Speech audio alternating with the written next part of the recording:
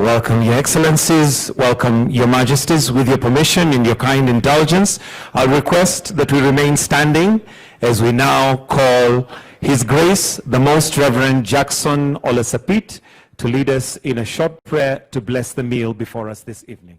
Welcome, Your Grace. Heavenly Father, we are gathered here